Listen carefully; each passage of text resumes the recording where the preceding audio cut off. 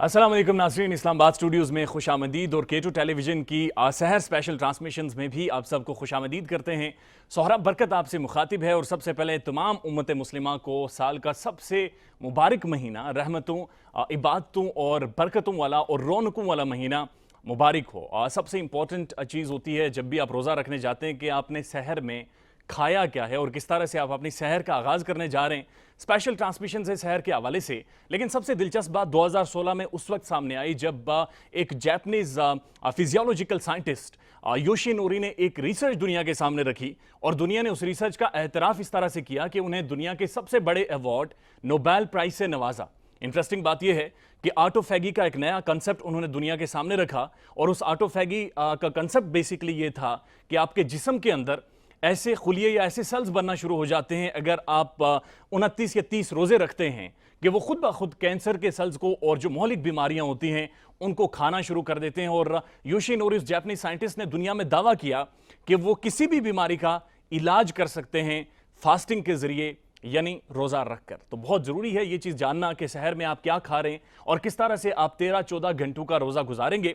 इस पर बातचीत करने के लिए हमारे साथ one of the intellectual mind, एक रिलीजियस स्कॉलर हैं, खैबर पख्तूनख्वा जो सुलह तहरीक है उसके बानी हैं, साथ साथ मजहबी उमूर पर तो दस्तरस रखते हैं लेकिन साइंटिफिक और जदीद उलूम पर भी गहरा अबूर है इनका। रशीद अहमद मरवत साहब हमारे साथ मौजूद हैं इस्लामाबाद स्टूडियोज़ में। अस्सलाम वालेकुम। वालेकुम सलाम सोहराब बरकत साहब, खैरियत से हैं? अल्हम्दुलिल्लाह, आपकी दुआएं। रौनक आ गई आपके चेहरे पर जो ही रमज़ान का आगाज़ हुआ। बस आप लोगों को भी बहुत बहुत मुबारक हो, मुस्लिम उम्मा को भी और K2 की पूरी टीम को भी कि आप लोगों ने मुझे बुलाया यहाँ पे K2 यहाँ पे। नहीं सर, हम आपसे सीखेंगे और आपसे तो रहनुमाई लेंगे। सबसे पहले मुझे ये चीज़ बताएं कि सर इस महीने की जो रौनकें होती हैं, जो बरकतें होती हैं, जो एक माहौल होता है तमाम पाकिस्तान में या दुनिया भर के जहाँ जहाँ पर मुसलमान आबाद हैं, उसके बारे में आप क्या कहें? असल में सोहराब बरकत साहब, मैं असल में पहले भी हम डिस्कशन कर रहे थे कि जिस चीज़ की निस्बत जी अल्लाह की तरफ हो तो उस चीज़ की इम्पोर्टेंस और अहमियत और रौनक है और भी बढ़ जाती हैं। फॉर एग्जांपल हम मक्का मुकर्रमा और काबा की बात कर रहे थे कि बहुत बड़ी बड़ी इमारतें आपने देखी होंगी, बुर्ज खलीफा भी देखा, बुर्ज अरब भी देखा होगा, ऊंची ऊंची इमारतें।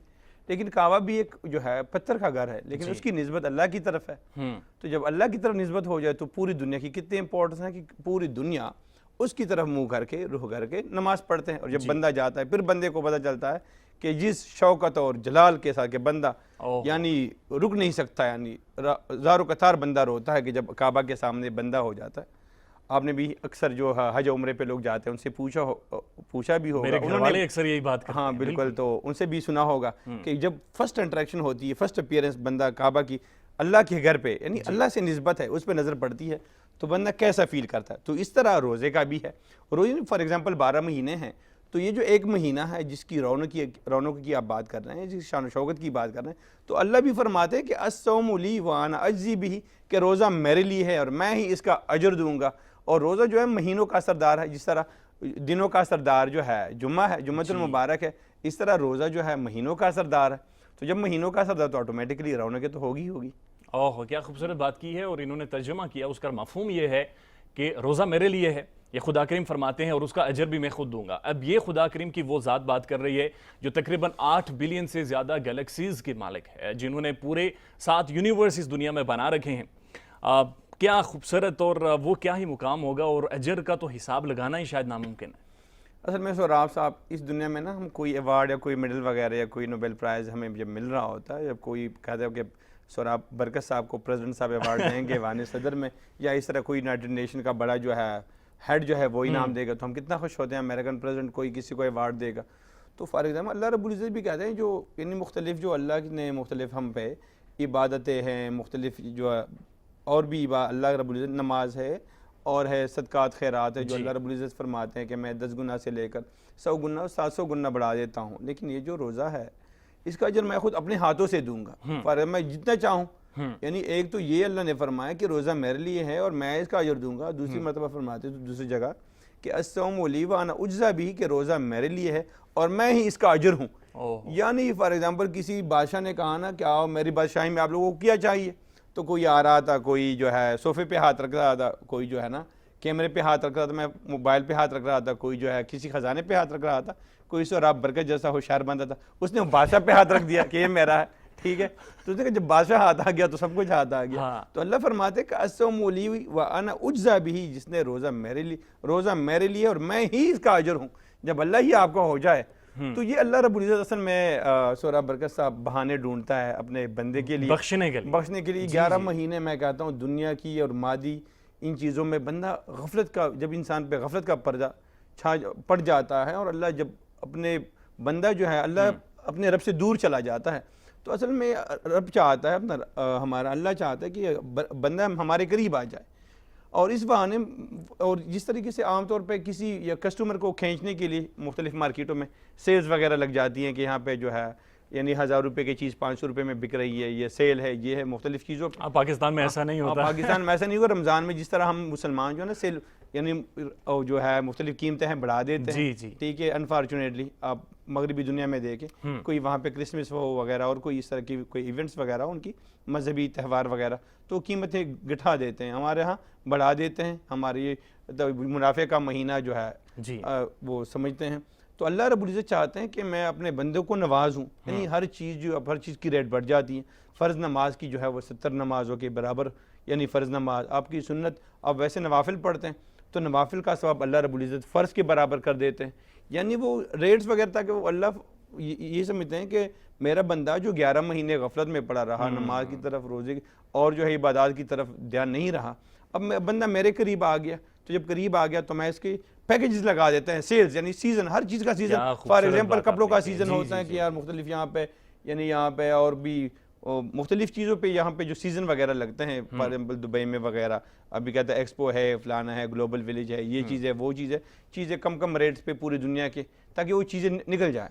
तो अल्लाह रब्बुल इज़्ज़त भी फरमाते हैं कि मैंने जितने भी मुसलमानों के लिए मैं नवाजना चाहता हूँ, अब मेरे बंदे मेरे करीब आ जाए। फिर जो हमारे तो 5 नमाजें हैं, इसके साथ साथ अल्लाह रब्बुल इज़्ज़त तरावीह का पैकेज लगा देते हैं कि 20 रकात की तरावीह है। तो अल्लाह भी फरमाते तो उसमें आपको सुजदी, वो कहते हैं अल्लाह रब्बुल इज़्ज़त के पास सबसे करीब जाने का जो है वो सजदा है। अल्लाह फरमाते वक्तरिब वस्जुद वक्तरिब, आप सजदा करो और मेरे करीब आ जाओ। तो फॉर एग्जांपल 40 सजदे आपके और बढ़ गए, फॉर एग्जांपल अगर 20 तरावीह हैं, ठीक है, तो आपके और भी सजदे बढ़ गए, यानी तो अल्लाह के पास कुर्बत जो है और भी ज्यादा बढ़ गई। वस्जुद वक्तरिब, सजदा करो और मेरे करीब आ जाओ। ए बंदे सजदा करो और मेरे करीब आ जाओ। तो अल्लाह के पास यानी अल्लाह को मनाने के लिए और अल्लाह से कुछ केश करने के लिए बेहतरीन अपॉर्चुनिटी है। और ये सूरा बरकत साहब आपने देखा होगा, आज जो पहली सारी ट्रांसमिशन है हमारी, कितने सारे दोस्त अहबाब होंगे कि पिछले साल हमारे साथ थे, आज मौजूद नहीं है। और यकीन कीजिएगा सूरा बरकत साहब कि नबी करीम सल्लल्लाहु अलैहि वसल्लम यानी जब ये शाबान का महीना आता था या रजब का महीना आता था, तो नबी वसल्लम पूरी सारी दुआ फरमाया कर देते कि अल्लाहुम्मा बारिक लना फ़ी रजब व शाबान व बल्लिगना रमज़ान, कि अल्लाह ये रजब और शाबान में मेरे लिए बरकत फरमा और अल्लाह हमें रमज़ान तक पहुँचा दे। यानी 2 महीने पहले की तैयारी, बहुत साहबा के नाम 6-6 महीने पहले से प्रिपरेशन, यार रोज़ा आ रहा है, अल्लाह हमें रोज़े तक पहुँचाए, अल्लाह हमें रोज़े तक पहुँचाए। उनको पता होता था कि अभी बख्शने का महीना यही है। और देखना एक मरतबा जिब्राईल अमीन जो है नबी करीम सल्लल्लाहु अलैहि वसल्लम के पास आते हैं, नबी अलैहि सल्लम मिंबर पर तशरीफ़ फरमाया और 3 मरतबा आमीन कहते हैं नबी अलैहि सल्लम। जब नबी अलैहि मिंबर से नीचे तशरीफ़ लाते हैं तो सहाबा के नाम पूछते हैं कि या रसूलल्लाह आपने आमीन आमीन आमीन कहा, हमें समझ नहीं आई। नबी अलैहि ने फरमाया कि अभी जिब्राईल अमीन आया हुआ था और उन्होंने 3 बद्दुआएं की, वरना फरिश्ते जिब्राईल अमीन बद्दुआ नहीं करते। उन्होंने कहा अगर किसी पे रमज़ान का महीना आ जाए और वो इतनी इबादत ना करे कि अपने आप को बख्शवा दे, तो अल्लाह उसको जलील ख्वार कर दे। फिर मैंने कहा आमीन। और इसने और दूसरी बद्दुआ ये की कि जिसके सामने नबी करीम सल्लल्लाहु अलैहि वसल्लम का जिक्र खैर हो और वो दुरूद शरीफ ना पढ़े। तो और तीसरी बद्दुआ ये की कि जिसने अपने वालिदैन को बुढ़ापे की हालत में पाया और उसने उनकी इतनी खिदमत नहीं की कि उसकी बख्शिश हो जाए। फिर मैंने आमीन कहा, अल्लाह उसको जलील ख्वार कर दे। तो ये रोज़े का महीना है, देखो पहली सहरी है, अभी मौका है, ठीक है, इसमें इतनी अपॉर्चुनिटी यकीन करें। अभी जो वो कहते हैं वो बड़े बड़े शयातीन जो है ना, अल्लाह रब्बुल इज़्ज़त उनको बांध देते हैं, ठीक है। पहले जो शैतान के जो हमले होते थे, कहते हैं शैतान है, नफ्स है, ये चीज़ें हैं, मुझे वर्गलाता है। तो अभी ये वैसे बहाने हैं, उनकी नफ्स की नहूसत होगी कि अगर वो जो है ना इस रोज़े में भी कोई इबादत की तरफ ना जाए। अभी अल्हम्दुलिल्लाह आप देख रहे होंगे 11 महीने कोई मस्जिद नहीं जाता, लेकिन जब शैतान बांधे जाते हैं, ठीक है, लोग ज़ारो कतार मस्जिद की तरफ, आपने मसाजिद जो है तरावीह में हर तरफ से छोटे बच्चों को भी आप देख रहे होंगे कि सहरी के वक्त रस्तों में ना जा रहे होते हैं मस्जिद के लिए, तरावीह में लोग खड़े होंगे। तो लोग मैं कहता हूँ बड़े बदकिस्मत होंगे जिस तरीके से नबी करीम सल्लल्लाहु अलैहि वसल्लम ने उस बद्दुआ पे, जिब्राईल अमीन की बद्दुआ पे अमीन का, तो अल्लाह रब्बुल इज़्ज़त हमें उनसे बचाए कि ऐसा ना हो कि ये महीना भी अल्लाह रब्बुल इज़्ज़त ने महीना इसमें हमें नवाजा और हम इतनी और मेहनत हम ना करें, गफलत में हम ये गफलत महीना में भी गुजार दें। रशीद अहमद के साथ ये गुफ्तगू का सिलसिला जारी रहेगा और इनसे बहुत सारे वो पॉइंट्स भी जानेंगे जो कि जदीद उलूम का जो तकाजा है और जो रमज़ान के हवाले से तालीमात हैं, बेसिकली इनका जो अभी तक का कंसेप्ट है उसे जो मैं समझा हूँ, पैटर्न ऑफ लाइफ के बारे में इन्होंने बड़ा जोर देकर बात की है कि ये वो महीना है जिसमें पैटर्न ऑफ लाइफ आपका बदल जाता है। आपकी जो प्रायोरिटीज़ होती हैं, तरजीहात होती हैं, वो इबादत होती हैं, खुदा करीम की खुशनुदी होती है। लेकिन अभी एक पैकेज की तरफ जाएंगे, चूँकि ये जो ट्रांसमिशन हैं ये कर्टन रेजन ट्रांसमिशन हैं, इसमें मुख्तलिफ अनाथ खां भी आपकी खिदमत में अपने कलाम पेश करेंगे और साथ साथ मुख्तलिफ और भी काफ़ी सारी चीज़ें हमारे साथ मौजूद हैं। लेकिन इस वक्त ये एक दिलचस्प पैकेज देख लेते हैं। अस्सलाम वालेकुम नाज़रीन, उम्मीद है आज आपका पहला रोज़ा है और ये इसके लिए आप लोगों ने बहुत सारी तैयारियां की होंगी और क्यों होनी भी चाहिए, क्योंकि रमज़ान बाबरकत महीना है और इसके लिए चाहे छोटे हों बड़े हों सब बहुत ज़्यादा एहतमाम करते हैं। और स्पेशली अगर बात की जाए खाने पीने की तो डेफ़िनेटली खाना पीना रमज़ान में खूब होता है और बहुत अच्छे तरीके से एहतमाम करना भी चाहिए। इससे एहसास होता है एक तो ये कि हम लोग रमज़ान की बहुत ज़्यादा इज़्ज़त करते हैं और साथ में ये भी कि जो दुनिया है उनको पता चले कि जहाँ पे हम बहुत सारी चीज़ें बहुत अच्छे तरीके से सेलिब्रेट करते हैं वहाँ पे रमज़ान को भी बहुत ज़्यादा अच्छे तरीके से हम वेलकम करते हैं। और इसमें अपनों के साथ, दोस्तों के साथ, फैमिलीज़ के साथ, चाहे वो सहरी हो चाहे अफ्तारी हो, उसमें सब मिल बैठ के खाते हैं तो डेफ़िनेटली बरकत बढ़ती है और इससे मोहब्बत भी बढ़ती है। अगर बात की जाए रमज़ान की सहरियों की तो चूँकि गर्मियाँ हैं, गर्मियों में लाजमी बात है कि ऐसी डाइट हमें रखना होती है या सहरी ऐसी खानी होती है कि आपको दिन भर प्यास ना लगे। लेकिन इसके लिए इसके साथ साथ अगर देखा जाए कि रमज़ान में सहरी या सुबह के नाश्ते में स्पेशली हम सब पाकिस्तानियों की ये आदत है कि पराठा ज़रूर खाते हैं, साथ में सालन हो, अंडा हो या फिर ब्रेड, कोई भी ये चीज़ें लाजमी होती हैं। कोई कम व बेश ऐसे लोग होते हैं जो कि पराठा नहीं खाते, वो कहते हैं कि ये डाइट कॉन्शियस होते हैं, थोड़ा सा उसको कंट्रोल में रखते हैं, लेकिन पसंद तकरीबन हर दूसरे बंदे को पराठा ज़रूर होता है। अगर आज की रेसिपी की बात की जाए, आज की पहली सहरी की बात की जाए, तो हो सकता है कि बहुत सारे बच्चे ऐसे हों कि जिनका पहला रोज़ा हो, तो उनके लिए भी फिर हमें ख्याल रखना होता है कि उनके लिए सहरी में ऐसी कौन सी चीज़ हो कि दिन भर वो अच्छे तरीके से उसको खाएं भी और उनको प्यास भी कम लगे और साथ में भूख भी कम लगे।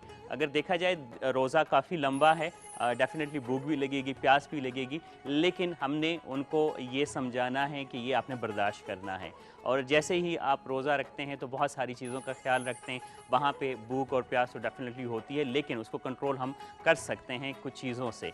अगर आज की रेसिपी की बात की जाए तो सबसे पहले जो मैं हमेशा अपने लिए या अपने घर वालों के लिए बनाता हूँ, तो हम कोशिश करते हैं कि सहरी में अब चाय पीना ज़रा कम कर लें और लस्सी से काम चलाया जाए, दही से कुछ चीज़ें बनाई जाएँ जिससे आपको प्यास भी कम लगे और आपको अच्छी ग़िज़ा भी मिले। तो लस्सी तो डेफ़िनेटली होती है हमारी सहरी में और यकीनन आपकी सहरी में भी होनी चाहिए। अगर अभी तक आप लोगों ने सहरी में लस्सी का अहतमाम नहीं किया, चाहे वो मीठी लस्सी हो, चाहे वो नमकीन हो या फिर मसालेदार लस्सी हो या फिर मुख्तलिफ़ फ्रूट के साथ बनी हुई लस्सी हो। अब चूँकि गर्मियाँ हैं और आम भी बहुत अच्छे तरीके से आ चुके हैं और तकरीबन हर दूसरे बंदे को आम पसंद भी है। तो आज की रेसिपी जो है वो मैंगो लस्सी है और मैंगो लस्सी एक तो ये है कि आपको भूख में मदद देगी, साथ में प्यास में भी, और दही की जो ग़िज़ाइयत है वो भी डेफ़िनेटली काम आएगी। तो पहले रोज़े की जो इफ्ताह हम करेंगे, हम कोशिश करेंगे कि साथ साथ डेफ़िनेटली और चीज़ें भी होती हैं, लेकिन ये आप लेंगे शेक की सूरत में या फिर आप लस्सी के उस पे फॉर्म में लेंगे तो दही भी मिलेगा और साथ में मैंगो की जितनी भी खासियत है, अगर भूख की बात की जाए तो डेफ़िनेटली उस, और फ्लेवर की बात की जाए तो मैंगो तो तकरीबन हर दूसरे को पसंद है। वैसे भी कहते हैं ना कि मैंगो तमाम फलों का बादशाह है। अब जब बादशाह मैंगो हो और उससे कोई चीज़ बनाई जाए तो ये कैसे मुमकिन है कि वो मज़े की ना हो। तो आज की जो हमारी रेसिपी है मैंगो लस्सी, और मैंगो लस्सी के लिए हमें चीज़ें क्या चाहिए होंगी, बहुत सिंपल सी रेसिपी है लेकिन ग़िज़ाइयत से भरपूर है। आप अपने साथ नोट कर सकते हैं। हमें अगर तो आपने एक गिलास बनाना है तो मैं एक गिलास की रेसिपी दे दूं कि एक मैंगो छोटा या बड़ा मैंगो आधा, और दही हमें चाहिए होगा एक छोटा कप, चीनी का इस्तेमाल अगर आप कम करेंगे तो बेहतर है। लेकिन कुछ लोग ऐसे होते हैं कि जब वो दही और मैंगो की लस्सी बनाते हैं तो शायद उनको अच्छा ना लगे। या फिर मैं ये कहूँगा कि हम लोग चूँकि बहुत शुरू से चीनी बहुत सारी चीज़ों में इस्तेमाल करते आए हैं तो चीनी से छुटकारा हासिल करना थोड़ा सा मुश्किल है। लेकिन अगर आप कम करेंगे तो बहुत अच्छी बात है, क्योंकि कहते हैं कि चीनी वाइट पॉइज़न है। अब वाइट पॉइज़न से हमने ख़ुद को बचाना है और अपनी फैमिलीज़, बच्चों को, दोस्तों को, सबको भी बचाना है, तो इसकी मिकदार बहुत कम रखेंगे। मैंगो साथ में दही और चीनी बहुत कम मिकदार में अगर नहीं लेंगे तो बहुत ही अच्छी बात है, क्योंकि मैंगो ऑलरेडी काफ़ी मीठा होता है और साथ में ग्लूकोज की भी वाफिर मिकदार उसमें होती है और डेफिनेटली विटामिन्स तो सारे ही काफ़ी सारे हैं। तो लिहाजा मैंगो लस्सी में अगर चीनी आप नहीं डालेंगे तो बेहतर है। लेकिन अगर आपने अपने टेस्ट के लिए डालना है या फिर आपको लगता है कि आप ये लस्सी चीनी के बगैर नहीं पी सकेंगे तो फिर आपको 1 चम्मच मेरे ख्याल से बहुत है 1 गिलास के लिए। साथ में बर्फ़ डेफिनेटली चाहिए होगी, तो लिहाजा बर्फ़ भी इतनी जितना कि आप ठंडा पसंद करते हैं। 1 गिलास के लिए 2 क्यूब काफ़ी है, और अगर ज़्यादा चिल पसंद करते हैं तो फिर आप उसमें ज़्यादा अपनी मर्ज़ी से डाल सकते हैं। सो आपने ये मैंगो छीलना है और उसके बाद ब्लेंडर में डालना है, साथ में दही शामिल करना है। चीनी अगर आप लेंगे तो ही 1 चम्मच चीनी भी शामिल कर दें और साथ में आपके पास जो आइस क्यूब है वो शामिल करें।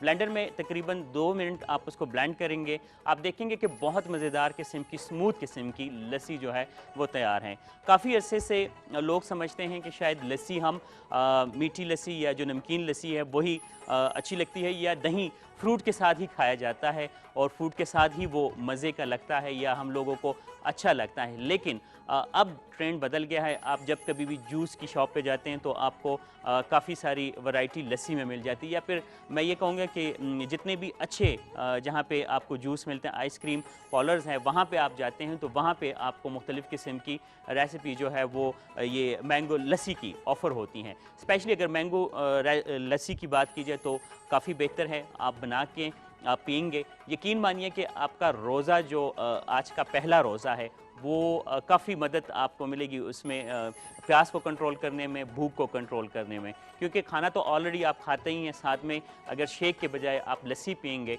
तो एक तो आपको अच्छा भी लगेगा, डिफरेंट लगेगा, क्योंकि आम तौर पे अमूमन ऐसा है कि हम लोग मैंगो के शेक्स पसंद करते हैं, मैंगो के आइसक्रीम पसंद करते हैं या मैंगो सैलेड पसंद करते हैं। लेकिन अगर लस्सी की सूरत में आपको एक अच्छी ग़िज़ा मिलती है, मैं चूँकि लस्सी को ग़िज़ाई कहूँगा कि उसमें आपको मैंगो काफ़ी मिकदार में मिल जाता है, साथ में दही, तो लिहाजा आप ये ट्राई करें और यकीन मानिए कि आपको अच्छा लगेगा। और फिर आपने फ़ीडबैक भी हमें देना है कि आपको मज़ीद किस किस्म की रेसिपीज़ चाहिए।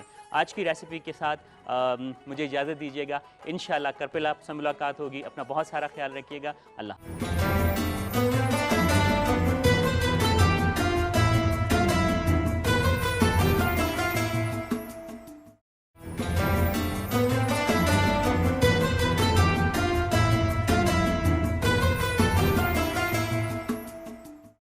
अरे जी, अहमद शेर हमारे साथ मौजूद थे और एक बड़ा ही दिलचस्प ज़ाहिर है उन्होंने भी अपना कंट्रीब्यूशन दिया है ट्रांसमिशंस में। रशीद अहमद साहब हमारे साथ मौजूद हैं, मजहबी स्कॉलर हैं और उसके साथ साथ मुख्तलिफ उलूम के ऊपर काम कर चुके हैं, जदीद उलूम के बारे में बड़ी एक अच्छी और गहरी नज़र रखते हैं। रशीद अहमद साहब, आपसे ये जानना चाहूँगा कि रमज़ान के महीने में हमने देखा है कि रवैये के अंदर जो तब्दीली आनी चाहिए बाज़ों का या बदकिस्मती से वो नहीं आ पाती, यानी कि बर्दाश्त आनी चाहिए, तहम्मुल आना चाहिए, आजिज़ी आनी चाहिए। लेकिन हम देख रहे हैं कि लोग अग्रेसिव हो जाते हैं, लोग एक दूसरी कैफियत में चले जाते हैं। इसकी बेसिकली क्या वजह? शायद हम रमज़ान का जो बेसिक एसेंस है वो समझने में अभी तक नहीं कामयाब हो सके। असल में सोहराब साहब, ये जो रमज़ान का महीना है ये भी इंसान की, असल में आपने देखा होगा ये मुख्तलिफ़ इदारों में मुख्तलिफ़ वर्कशॉप होते हैं और कोर्सेज़ होते हैं। फ़ॉर एग्ज़ाम्पल मुख्तलिफ़ आपने सिविल सर्विस अकेडमी में भी देखा होगा, मुख्तलिफ़ ब्यूरोक्रेसी में यानी साल के बाद कोई वर्कशॉप वगैरह करते हैं ताकि उनको जो सबक है उनको दोबारा याद रहे अपना सबक याद रहे कि हमने किस तरीके से लाइफ गुजारनी है जी। तो ये 1 महीने का एक प्रैक्टिस है, एक किस्म का एक वर्कशॉप होता है कि बंदे को ट्रेन करे और ताकि अल्लाह इंसान के बंदे में वो तक़वा पैदा हो जाए। देखो अल्लाह रब्बुल इज़्ज़त कुरान मजीद फुरकान हमीद में भी फरमाते हैं कि या अय्युहल्लज़ीना आमनू कुतिबा अलैकुमुस्सियाम कमा कुतिबा अलल्लज़ीना मिन क़ब्लिकुम लअल्लकुम तत्तक़ून, के मोमिनो हमने रोज़ा आप पे इसलिए फ़र्ज़ किया है ताकि तुम में तक़वा पैदा हो जी। और ये रोज़ा आप पे जो फ़र्ज़ किया गया इससे ये नहीं कि सिर्फ आप पे फ़र्ज़ किया, इससे पहले उम्मतों पर भी ये फ़र्ज़ किया गया। ये नहीं है कि ये पैगा ये जो है ना, ये हम पे बर्डन कोई डाला गया है, जी। पहले उम्मतों पे नहीं था, पहले उम्मतों पर भी था। लअल्लकुम तत्तकून, ताकि आप में तक़वा और परहेज़गारी पैदा और हो। उन उम्मतों पे रोज़ों की जो तादाद थी वो ज़्यादा थी। वो ज़्यादा थी, हमारा जो है अभी अल्हम्दुलिल्लाह।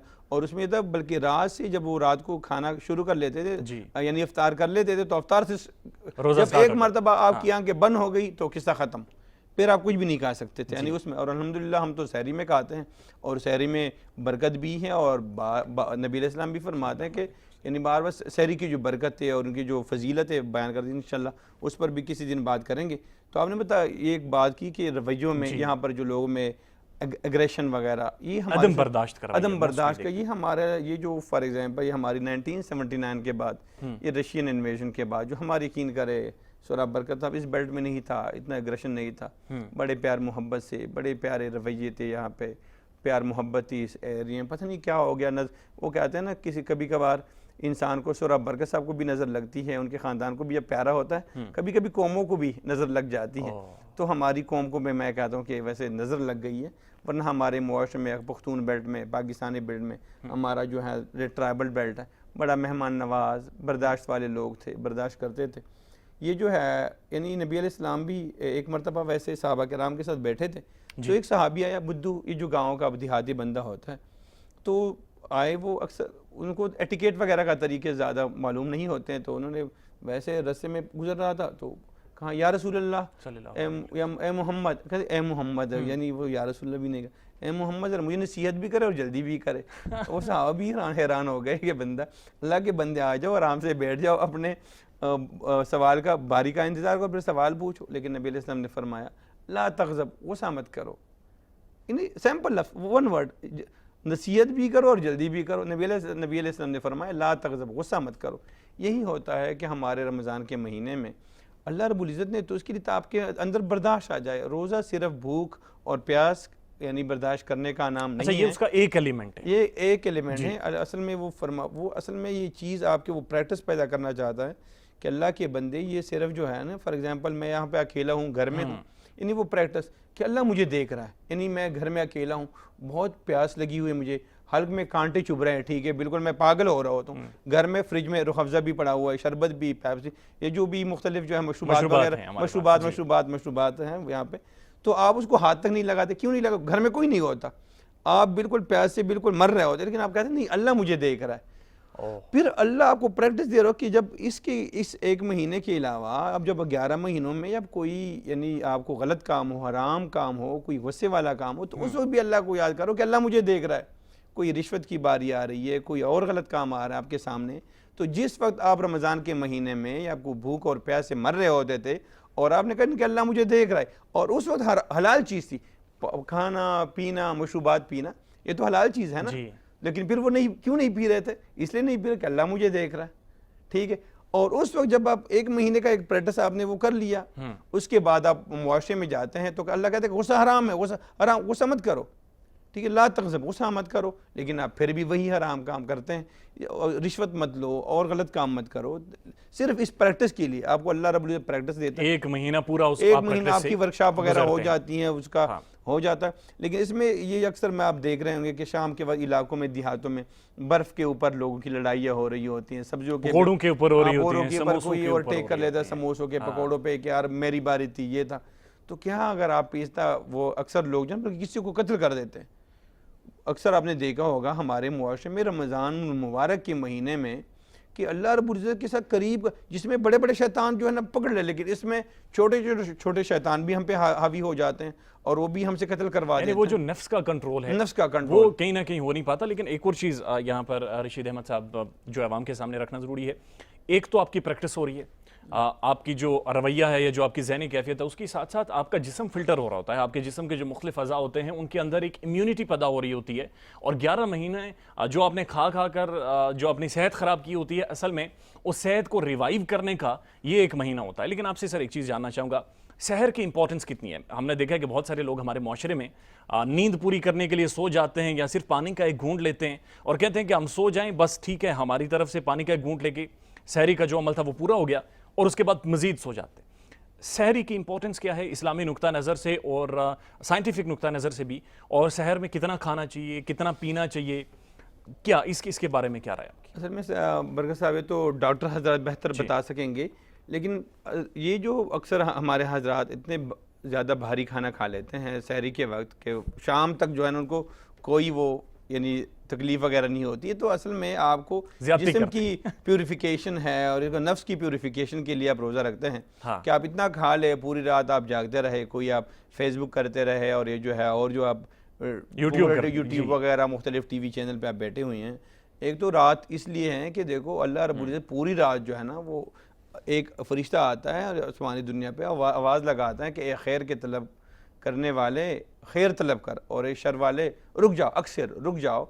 यानी वो कोई क्या रोज़ अल्लाह का फरिश्ता ऐलान करता है कि कोई है मांगने वाला कि मुझसे मांगे। सहरी के वक्त हर सहरी को अल्लाह की तरफ से निदा, फरिश्ते निदा लगाते हैं कि अल्लाह से मांगो, अभी मांगने का वक्त। लेकिन हम जो है ना पूरी रात जो है खानों पकानों में इस तरीके से आप 12 बजे आगाज़ कर देते हैं कि तो खानों का महीना है, तो लिहाजा इतना खाए कि कम से कम आपको एहसास हो। आपको एहसास ही ना हो, पूरा दिन आप सोते रहे, तो लोग सोने का महीना करार देते कि सोने का महीना है। या जो है टाइम किल करने के लिए कहते हैं यार कोई फिल्म बनाओ, कोई नई फिल्म लाओ ताकि मैं पूरी रात वो या पूरा दिन वो देखता रहूँ, टाइम को किल करने के लिए। पूरी ज़िंदगी पूरे 11 अक्सर हमारे दोस्त यही होते हैं कि पूरे साल में कुरान मजीद को हाथ नहीं लगाते, वहाँ पे अलमारी में पड़ा होता है, इसमें गर्दों को बार इतना पड़ा होता है कि यकीन करे कि बंदा नहीं समझ कि ये भी अल्लाह की किताब है, ये वही हिदायत की किताब है। तो यही तो वक्त है कि एक महीना, यही एक महीने में अपना प्रैक्टिस करो, बेहतरीन करो ताकि आपका अगला साल जो है ना बेहतरीन तरीके से गुजर जाए। अगर इस महीने में भी गफलत करोगे तो जो बरकत है, जो रहमत है और जो आपका ये खाने हैं, ये अफ्तारी पार्टियां हैं और ये चीज़ है वो चीज़ है, फिर तो कोई फ़ायदा नहीं हो। ये तो फिर तो खानों का ये महीना है। बहुत खूबसूरती के साथ रशीद अहमद साहब ने बड़ा कैटेगोरिकली कहा कि 12 बजे जो आप खाने का नया सिलसिला शुरू कर देते हैं और पूरी रात जाग कर गुजारते हैं और सोचते हैं कि दिन में सोकर गुजार लेंगे, ये असल में वो एसेंस और रमज़ान की जो खूबसूरती है और जो बुनियादी मकसद है वो उसको पूरा नहीं करता। लेकिन आप सर अगर इजाज़त दें, एक दो खूबसूरत कलाम सुन लेते हैं। बिल्कुल जी। और नात नबी करीम सल्लल्लाहु अलैहि वसल्लम की तारीफ़ है और उन्हीं की बदौलत आज हम इस काबिल हुए हैं कि हम खुदा करीम की खुशनुदी भी हासिल कर सकते हैं और उन्हीं की तालीमात पर अमल करके असल में जो कुरान की अहमियत है और कुरान की जो असल तालीमात है उन तक हम पहुंच सकते हैं। नबी करीम सल्लल्लाहु अलैहि वसल्लम की तारीफ़ में बहुत ही खूबसूरत कलाम है, आपकी खिदमत में पेश करते हैं। आप सा दोनों जहां में नजर आया ही नहीं, आप सा दोनों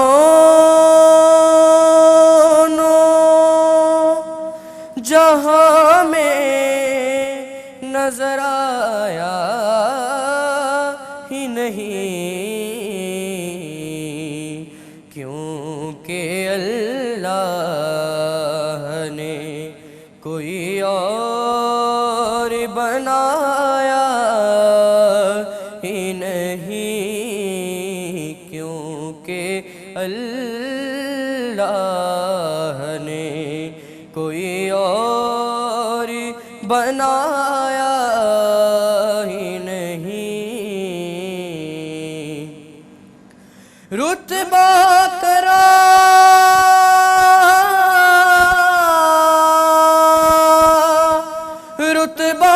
करा कि बयां इस बेमिसाल दा, सानी न कोई आम न माई दे लाल दा, आप सा दोनों जहां में नजर आया ही नहीं,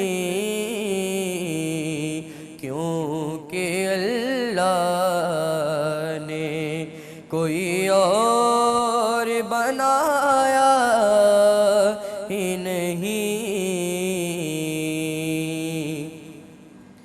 कोई महबूब का सानी ना मुहिब का हमसे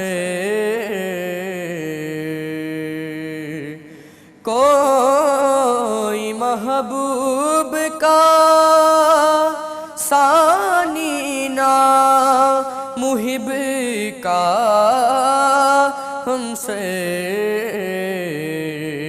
एक का जिस्म नहीं, एक का साया नहीं,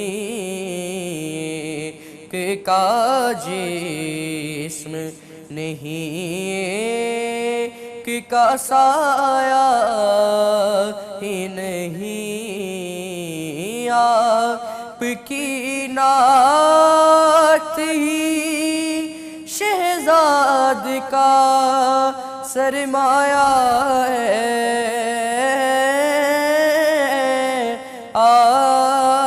आपकी नात ही शहजाद का सरमाया है।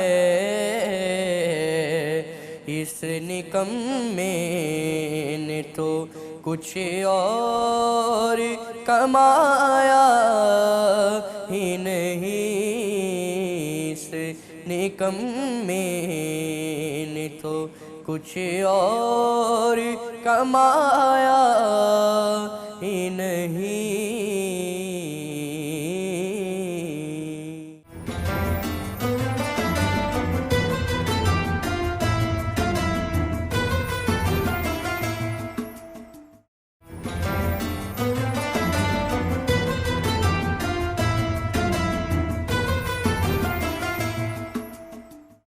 माशाल्लाह जी, बहुत ही खूबसूरत कलाम था। और पूरे पाकिस्तान में हर जगह पर आप टेलीविज़न स्क्रीन्स देखें, आप सोशल मीडिया देखें, आप मसाजिद देखें, नबी करीम सल्लल्लाहु अलैहि वसल्लम की तारीफ़ में इसी तरह से कलाम पढ़े जाते हैं और एक बड़ा खूबसूरत माहौल बन जाता है पूरे पाकिस्तान में।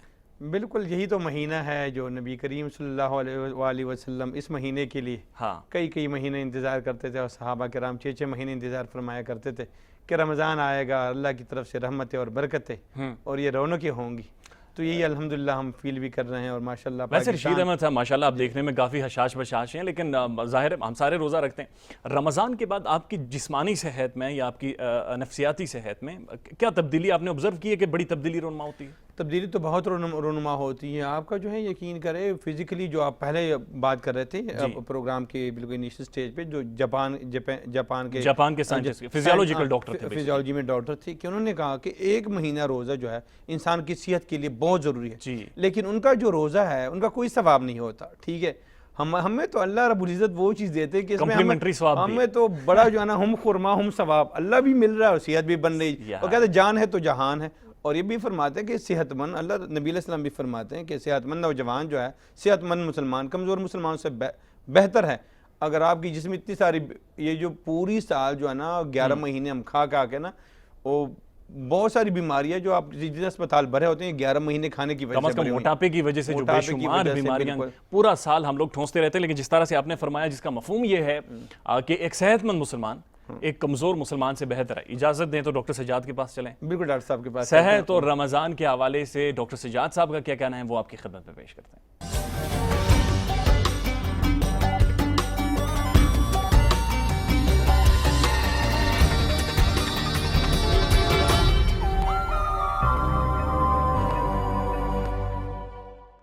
बिस्मिल्लाहिर्रहमानिर्रहीम। मैं हूं डॉक्टर सज्जाद और आपकी मेरी मुलाकात हुआ करेगी सहरी के वक्त रोज़ा और सेहत प्रोग्राम में K2 TV पर।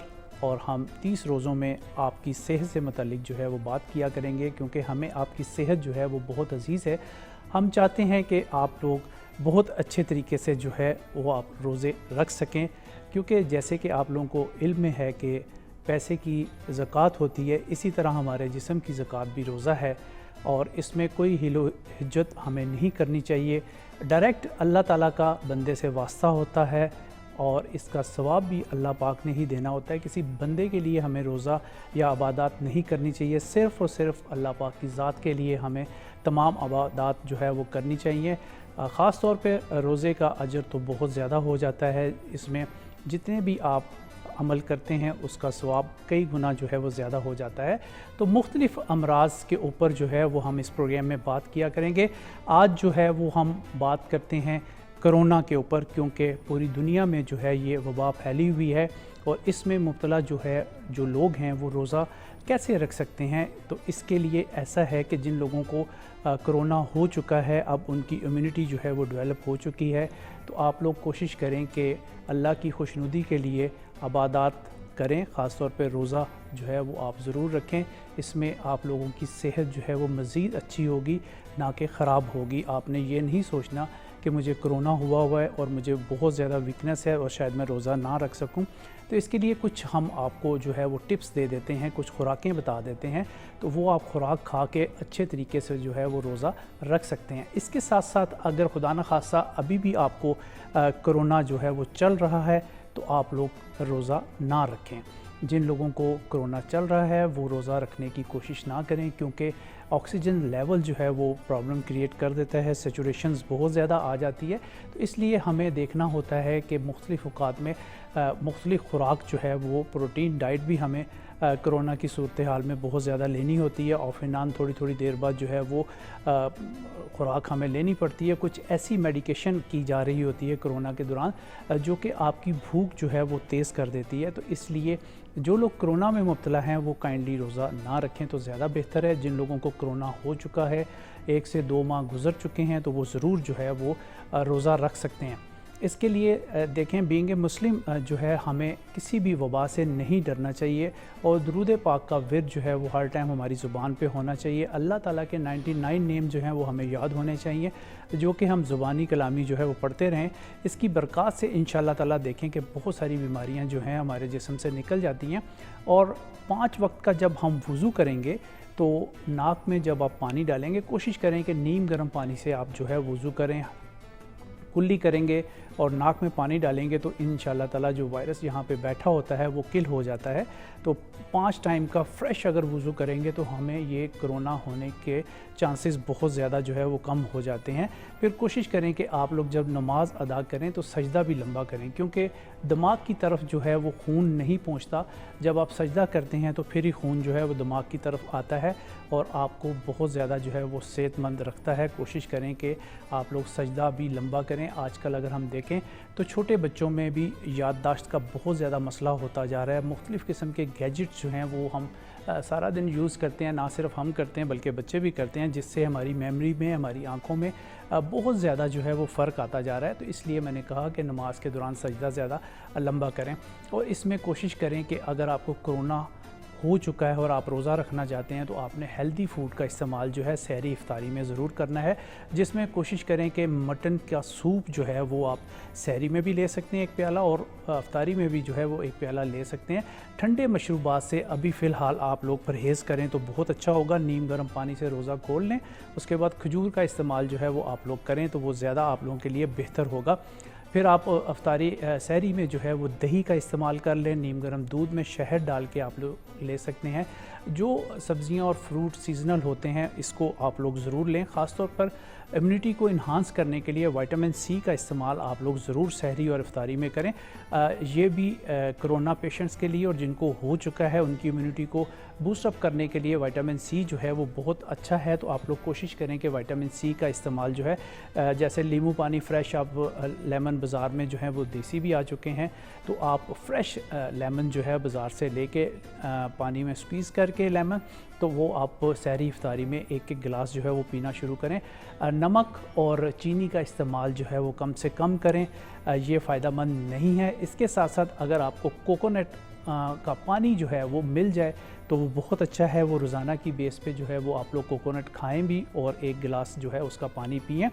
इसके साथ साथ जो है सहरी खाने से पहले जो है वो आप ऑलिव ऑयल, जो जैतून का तेल होता है, वो कोशिश करें नाक में और नाफ में आप लोग लगाएं। जिनको कोरोना हो चुका है और जिनको हुआ है खुदा न खास्ता, तो सब लोग घर के जो है वो सोते वक्त नाक में और नाफ में जो है वो सरसों का तेल या जैतून का तेल ज़रूर रखें और अपनी नाक को वेट रखेंगे तो इंशाअल्लाह ताला वायरसेस जो हैं वहाँ पे स्टे नहीं करेंगे।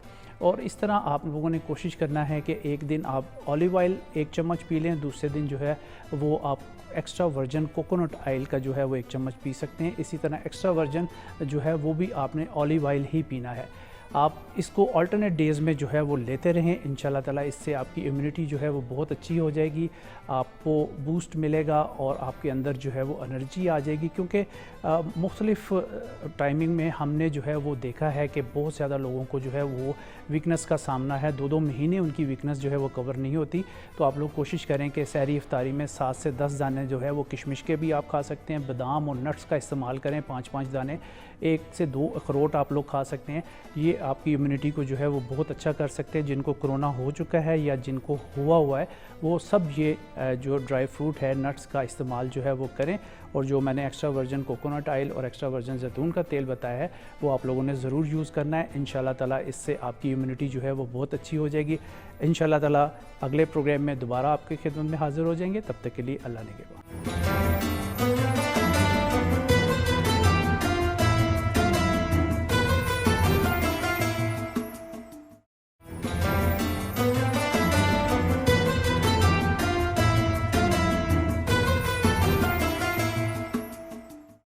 रमज़ानुल मुबारक को एक जिस्मानी इबादत या बदनी इबादत के नाम से बाकायदा पुकारा गया, बाकायदा इसे नाम दिया गया और उसकी बुनियादी वजह आपकी सेहत थी।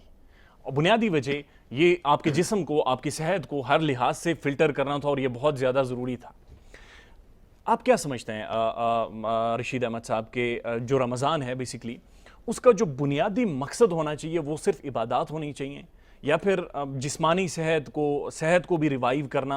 और जिस तरह से कि जापान के वहाँ से एक रिसर्च सामने आई और पूरी दुनिया ने उसे तस्लीम भी किया है, इसको देखते हुए पूरे रमज़ान के महीने से हमें सबक क्या सीखना चाहिए? सबक तो यही है ना, मेन मकसद जो है ना तकवा। ये जो है ना, ये जो मैं बात कर रहा हूँ ना, हम खुरमा हम सवाब जी। एक तो आपकी सेहत वैसे ही बनेगी, आप जब फॉर एग्जांपल रोज़ा रखेंगे तो आपकी सेहत ऑटोमेटिकली बनेगी। लेकिन हमारा मकसद जो है ना सिर्फ सेहत नहीं होगी कि हम तो सेहत के लिए, बेशक अच्छे मुसलमान के लिए, एक मर्द मोमिन के लिए उनका सेहत बहुत ज़रूरी है। नबी अलैहिस्सलाम भी सहाबा कराम को इन्हें प्रैक्टिस करवा देते, मुख्तलिफ वर्जिशें करवा देते, तीरंदाजी करवा देते, घुड़सवारी करवा देते ताकि इनकी सेहत जो है ना सही रहे जी। यानी जब भी मुसलमानों को कभी भी जिहाद के वक्त पे ज़रूरत पड़ती, अगर वो सिर्फ लेटे ही रहते, ठीक है, तो किसी काम के ना रहते।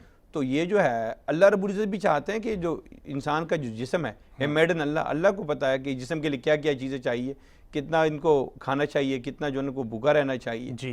तो अल्लाह रब्बुल इज़्ज़त ने 12 महीनों में जो 1 महीने का पैकेज दिया कि आपने 14-15 घंटे इसको थोड़ा रेस्ट देना है। फॉर एग्जाम्पल कोई मशीनरी आपने भी देखा होगा कि जहाँ पे बहुत सारी मशीनरी है लेकिन कभी कभी वो भी स्टॉप कर लेते हैं कि लेकिन हमारा जो डाइजेस्टिव सिस्टम है और जो हमारा यानी हम भी अगर ये 1 महीने की छुट्टी ना हो तो हम भी इसमें भी यानी बस यार खोरी जो क्या है ना ये हम ये करते रहेंगे। ये तो अल्लाह रब्बुल इज़्ज़त ने हमारी तरफ से एक पैकेज भी दिया कि चलो आपका सेहत भी बन जाएगा, जान भी बन जाएगी और साथ साथ इसमें मैं भी मिल जाऊंगा आपसे और एक किस्म की आपकी प्रैक्टिस भी हो जाएगी मुत्तकी और तकवा और परहेजगारी, ताकि वो चीज़ यानी हमेशा भी आपके नज़र में यही होगा कि अल्लाह मुझे देख रहा है, अल्लाह मुझे, मैंने केला नहीं खाना है, मैंने आम नहीं खाना है, मैंने शरबत नहीं पीना है, मैंने ये हलाल काम नहीं करना है। क्यों नहीं करना है? कि अल्लाह मुझे देख रहा है, एक प्रैक्टिस भी हो रहा है, ठीक है। और आपके जिस्म में जो एक्स्ट्रा चीज़ें हैं, ठीक है, आप पूरा साल जो आप खा चुके हैं थोड़ी डाइटिंग की वजह से, रोज़े की वजह से, लेकिन अगर आपका मकसद ये हो कि मैं डाइटिंग कर रहा हूँ और रोजे का कोई मकसद ना हो, ठीक है, तो फिर कोई इन्नमल अमालु बिन्नियात, रोजा रखेंगे आपने ये कह दिया कि मैं तो डाइटिंग, आपकी नीयत ये रही तो रोजे का कोई अजर सवाब नहीं। आपने देखा हो ये रोजे जो है मगरिबी दुनिया में बहुत सारे लोग जो है डाइटिंग वगैरह कर रहे होते हैं लेकिन उसको अल्लाह रब्बुल इज़्ज़त एक जरा सवाब भी नहीं देते, ठीक है। ये जो हमारी जो चीज़ें अल्लाह रब्बुल इज़्ज़त जो कहता है कि मैं अजर दूंगा, मैं ही अजर दूंगा, इसी बात पे कि हम नियत ये कि अल्लाह हम रोज़ा आपके लिए रख रहे हैं, कोई हमें नहीं देख रहा। ये तमाम चीज़ों में से और आप साहब रियाकारी है, मैं नमाज पढ़ रहा हूँ तो आप मुझे देख रहे हैं, मैं रियाकारी कर रहा हूँ फॉर एग्जांपल, ठीक है। ये मैं किसी को ज़कात या पैसे दे रहा हूँ फॉर एग्जांपल, इस हाथ से मैंने पैसे जेब से निकाले, मैंने सुराबर का कम से कम सुराब सबको तो पता चल गया। लेकिन ये जो चीज़ है तकवा पैदा करने की, मैं कमरे के अंदर हूँ, मेरे पास कोई भी नहीं है, घर में फ्रिज है, सब कुछ खाना शाना है, इख्तियार भी है, सब कुछ कोई देख भी नहीं रहा। ये बेहतरीन वो चीज़ है जिसमें कोई रियाकारी नहीं है।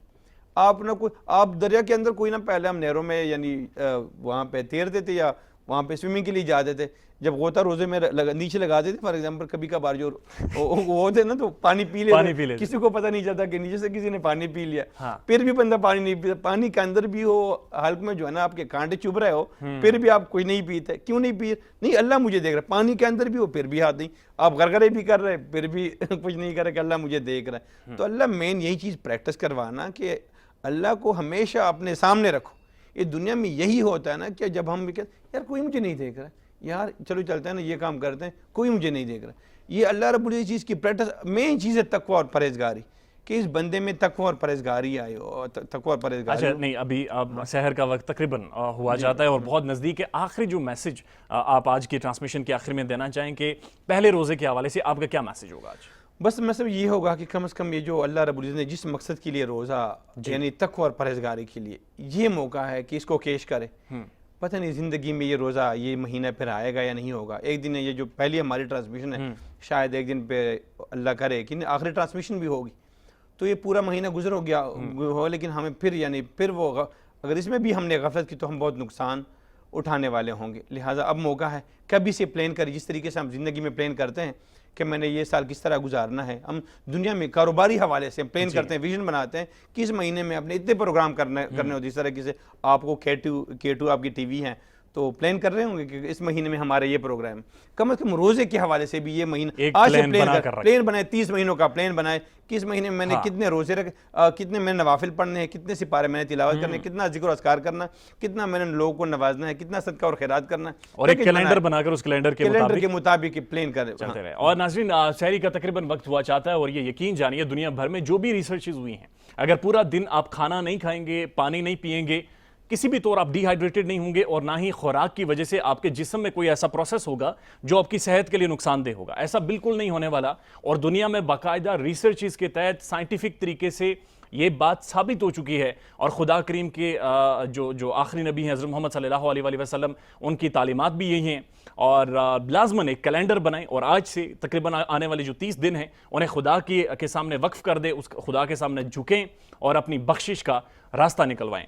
चलते हैं सर अफ्तारी के लिए, सहरी के लिए। अभी तो सहरी शुरू नहीं हुई, अफ्तारी सहरी का वक्त हुआ चाहता है जी। आप सारे भी सहरी करें, अब यकीनन थोड़ा खाइएगा और पानी भी थोड़ा पिएं। थोड़ा सा मुश्किल तो होगा ज़ाहिर है, आज पूरा पैकेज पूरा डालें, ठीक है, ताकि फिर ना हो ना। अरे जी, सहरी की तरफ चलते हैं और इंशाल्लाह आने वाली ट्रांसमिशंस में आपसे एक बार फिर मुलाकात होगी। आपका बेहद शुक्रिया सर। थैंक यू सर, बड़ी मेहरबानी।